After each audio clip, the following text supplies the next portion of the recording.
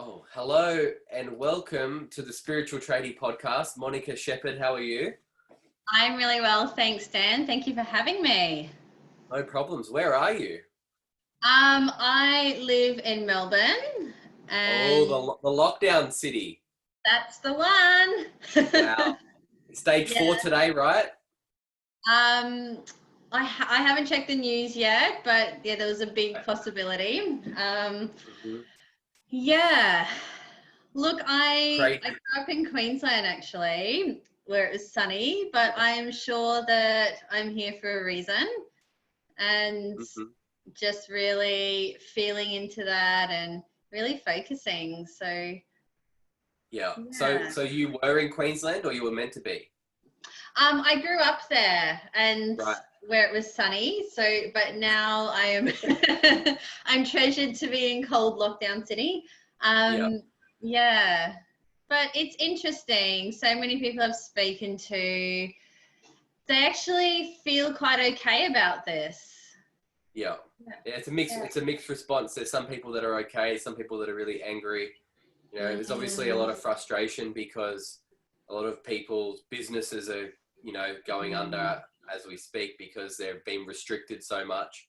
I yeah. personally feel like we should have the choice to decide whether we want to, participate and open businesses up. And if people want to, expose themselves, they have the right to if they feel healthy. And we should look after the people that don't that feel like they are vulnerable and give them, the protection and the support to isolate. Yeah, I know what you're saying. Yeah. But I guess a lot of that does seem out of our control, and there is that uncertainty that we're all living with. And even though there are a lot Yeah. of people who, are literally going back to the drawing board and going, my business could survive one lockdown, but two is Yeah. just too difficult. I think on the positive side, there are a lot of people who are really focusing on their health and on themselves. And yeah, even though I want to be aware of everything That's that's going on. good news. What was that? Sorry? Yeah. But that's the good news then. Hopefully that's one thing that it has done, brought to light people's health and Yeah. the fact we need to pay a bit more attention to the outcomes we get, whether it's through chronic disease or whatever later on in life. That Mm, these are all our responsibility right now, and we have to take control of our health and stop just relying on the system that seems to be failing us. It seems to produce sick people consistently, and so yeah. the more people taking responsibility for their health, the better, I think. Yeah, and I agree. And, a lot of people, I think it's easy to put yourself and your own health on the back burner and go, I'll deal with that later when I have time. Hmm. Magically, Yeah. I'll have this time in the future that's just that I don't have now. And so I think to be really aware of that and going, oh, well, now's as good a time as any has been, it's been one positive thing. Yeah. Yeah. But yeah, there's, 2020, what do we say? 2020 Yeah. vision? Not sure. Yeah. What Yeah. about you? I always ask this question, and sometimes it's tongue in cheek, but it's how did you become spiritual? And I'm presuming that Yeah. you are spiritual, but Yeah, I am. That's a good presumption. yeah. So I was actually raised religious. So I was raised a Seventh-day Adventist. So, I guess in that regard, you could say I always was spiritual. But, being religious and being spiritual are two completely different things. Um, Can you enlighten me on what 7-day Adventist means? Yeah, so it's a type of Christian, except you could almost say they're a bit more strict. Like, they go to church on Saturdays, so they keep Sabbath the same way the Jews do. So from Friday sunset to Saturday sunset, you don't work, you try and have your meals cooked. You don't even really do much housework during that time. You essentially avoid traveling too far. It's a That completely sounds a bit like different me as well. lifestyle. It's such a different lifestyle. And even now for me to think back that, oh, that's how I used to live, is it feels like another lifetime ago and a whole nother identity almost. Yeah, it's so different. I mean, there's also dietary restrictions. You try to be mindful of how you dress, what you listen to. What's the diet? What's the diet restrictions?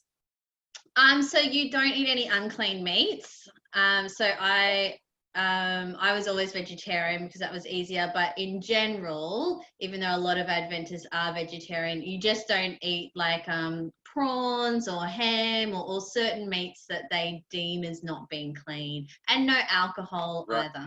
Yeah. Right. But is it Yeah. similar to Mormonism? Is it similar to that?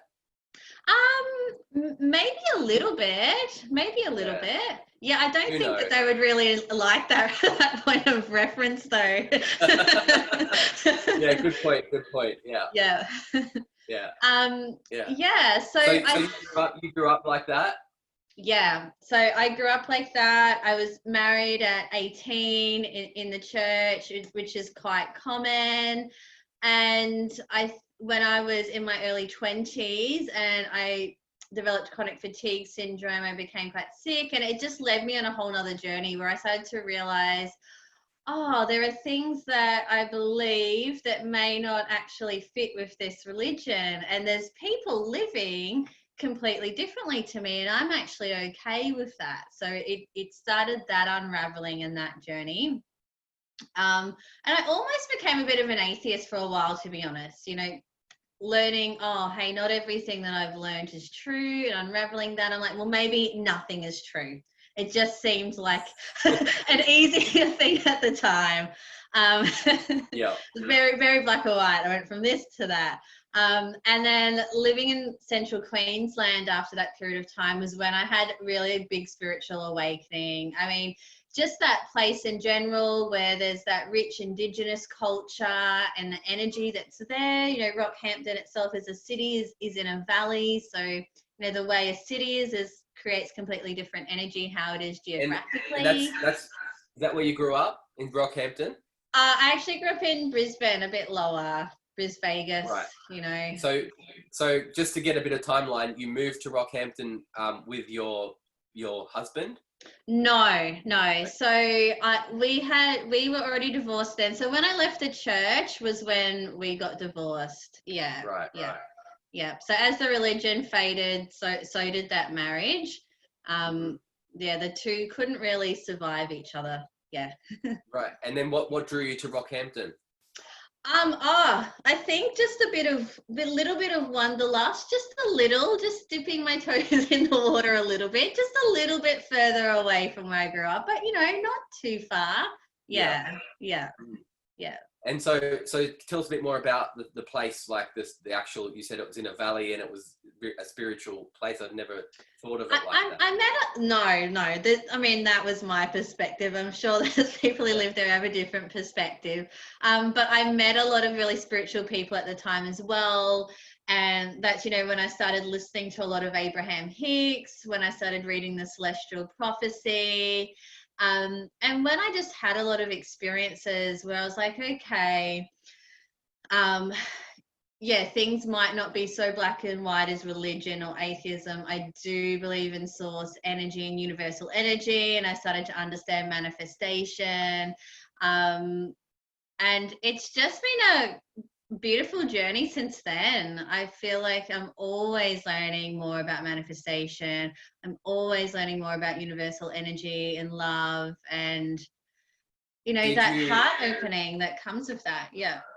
Did you follow the curiosity as in like into reading and stuff like that, or was there a practice involved at all, or like how was your path like that? Yeah, I was living with a kinesiologist at the time, so that made it really easy. And then all the people I was working with were also really big on kinesiology and energy medicine and past lives. So it was like the constant conversation I was surrounded with. So it became not just a daily practice, but almost a continual practice. So I was in this nice little bubble of being surrounded with people who were quite awake and then had a lot of awakenings and a lot of experiences themselves.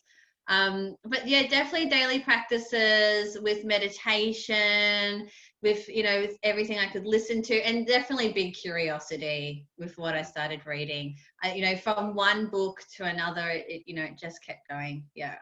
Beautiful, beautiful. And Yeah. you said that was a big spiritual awakening in Rockhampton. Yeah, and then what happens after that?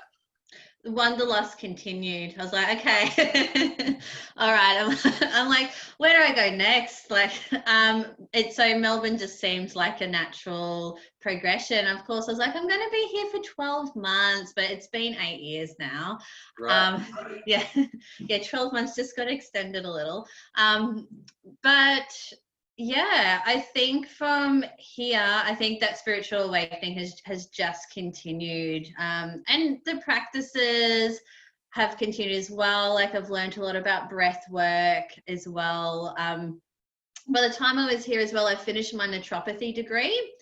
So nowadays I'm really big on teaching people about herbal medicine, be that liquid herbs, essential oils, all about the industry, because I've gotten to know a lot about how plant molecules want to communicate with us, how they want to heal with us, how they interact with our cells.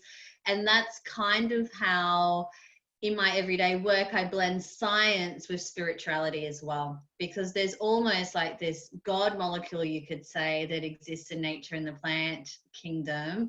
And, you know, the research with that continues. You're talking about anyone in particular? About anyone in particular? Yeah, I know it sounds a bit out there. No, I use a lot of different herbs. Right, you know, right. because I do have that science background. Yeah, yeah. Right. I was referring to psychedelics, but No. no. I mean, I'm not. No, I understand the purpose that they have, but I'm even just general herbs. You know, even something simple like a herbal tea. Believe it or not, that plant is still communicating with you. It's a very different experience to a psychedelic experience, of course. Yeah. I'm talking about a cup of tea to something like that. But both of them are still communicating with your cells and with your body. And both of them are going to have an effect on your frequency. So yeah, absolutely. Yeah. Yeah. Fascinating. Yeah. So you're a naturopath now? Yeah. Is there other things? I'm predominantly work as a naturopath, but with that, I see everything that you can think of. So, you know, I generally focus on people's mental well-being, but everything you can think of comes with that. And as we know, like, for your physical health to be really well, you need great emotional, mental, and spiritual well-being as well. So it's nothing is separate, it's all interlinked. And yeah. So how are you working at the moment? Are you online now? Yeah, I predominantly was online already, just because it enables me to reach more people and reach a larger audience. And so over the last 12 months in particular, and I think when you're working with energy, I've been able to connect with people all over the world.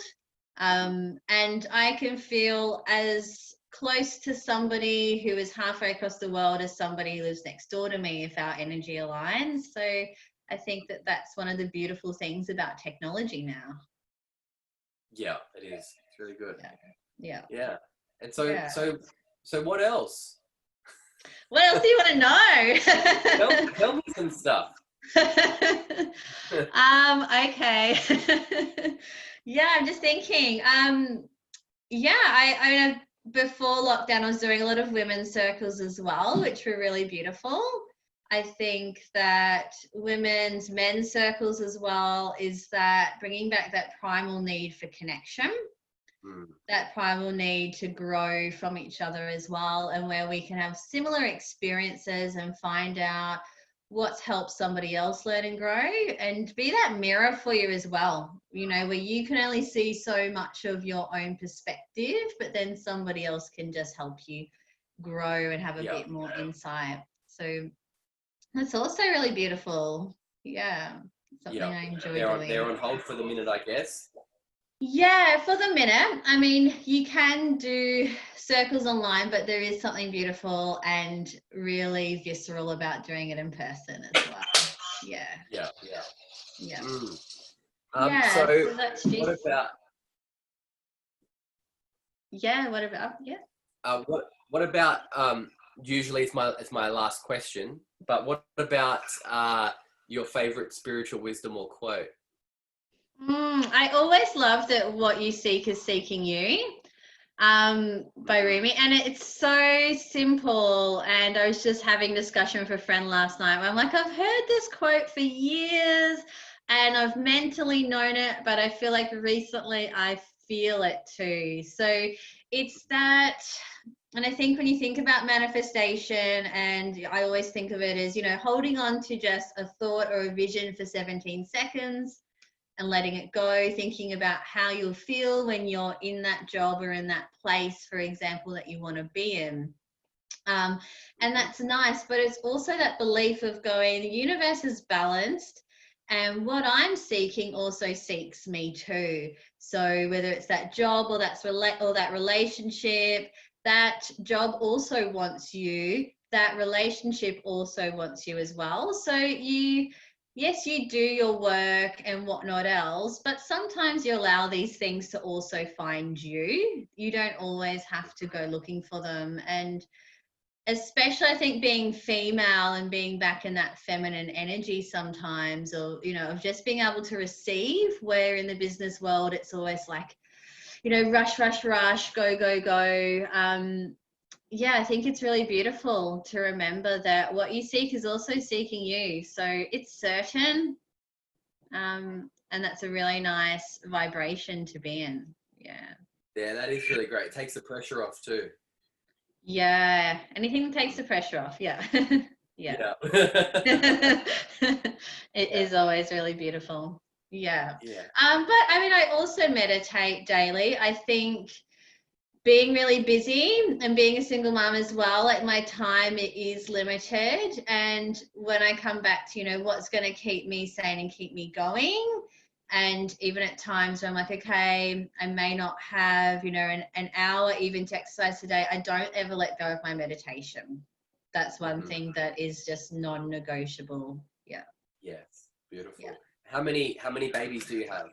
I have one. I have one daughter, and she's 7, so she's not really a baby. She's a novice. Oh my god, it's like Are this. you homeschooling? Yeah, yeah, Yeah. yes, Yeah. yeah. So Well, my hat is off to you for thank that. you, thank you. I need Yeah. it. On Yeah, top of running your own business and all that other stuff as well. That's a superpower. yeah, yeah. It's lots of meditating, lots of listening to music. Yeah. Yeah. Lots. Yeah. Lots. um, how do people find you if they want to get in touch and have a Zoom session? Yeah, look, I would still say majority of my clients still come to me actually through Instagram. So at I am naturopath Monica, but of course I do have a website as well, and that's just theorganicnaturopath.com. The organicnaturopath.com. Yeah, I didn't realize when I first did that a lot of people can't spell naturopath. But that's okay. It's a good learning lesson. Can you spell it for us so we know? Yeah, sure. Naturopath is Naturopath. Yeah, I didn't know how to spell that either. That's all right. We all learn something new every day. Yeah, cool. Yeah. So yeah, unless you have anything else to share or add, we'll wrap it up. But thank you for sharing. It's been a quick episode, but a good one. Yeah, thank Yeah. you. No, that's Tell us one more okay. story about something that happened in Rockhampton, something crazy and spiritual. Um, okay. I do remember being out at a nightclub with a friend once and doing a card reading for a security guard there. What? It's just a It's just a really, very friendly, very iconic Australian town. And so, yeah, we just literally, I think this guy had a long distance relationship with a girl in Canada. And he's like, I don't know what to do. I'm like, okay, let's do a card reading for you. And yeah, it was just this, this really spiritual moment. So anywhere, people, anytime. Yeah, that's it. Spiritual can pop up at any moment. That's right. You just never know. Yeah. Expect the unexpected. Yeah. Yeah. Do you have your cards nearby? Almost, yeah. Do you want to pull one for me?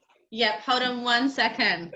All right, cool. Wait for it. I'll just keep the people entertained. Hi, if you are looking to learn to meditate, come and join me. I'm running weekly courses, Tuesday, Wednesday, and Thursday. I really am. And Monday nights, I do a free intro talk on the value and the benefits of learning to meditate. So come and do it with me, spiritual tradie. Okay, are you ready, Dan? I just put an advertisement in the podcast. That felt weird. That's okay. Yeah, it's okay. It could be really helpful. It will be really helpful. I'm just changing my wording then. Helpful. It is helpful. Yeah. All right, let's see what's happening. Let's just pull a card for you. So these are cosmic dancer cards. I hope you're ready to dance today. Yes. Okay, I like this. It says flow with divine timing. I like it. Yeah, I like that too. Let things happen in their own way at the right time. And would you want them to happen any other way? Probably yes, but that'd be wrong, wouldn't it? I like your honesty. I was just when you before you pulled the card, I had the intention of how do I connect to my feminine, and that was it, right? Yes. Yeah. So yes. that kind of answers that question of just like allow it to flow with divine timing. All right. It really does. That you've just almost nailed feminine and masculine in its simplicity there. And we all need that masculine structure, but we need that feminine receiving, allowing flow as well. Yeah. That's an issue. I need to get that sorted out. And I'm gonna get it sorted out. I'm gonna sort it out by surrendering the need to sort it out. Okay. And allow. Okay, I like it. All right. All right, I'll allow you to do that. All right, thank you. Thank you so much for joining me this morning. That's okay. Thank you. Bye. Bye.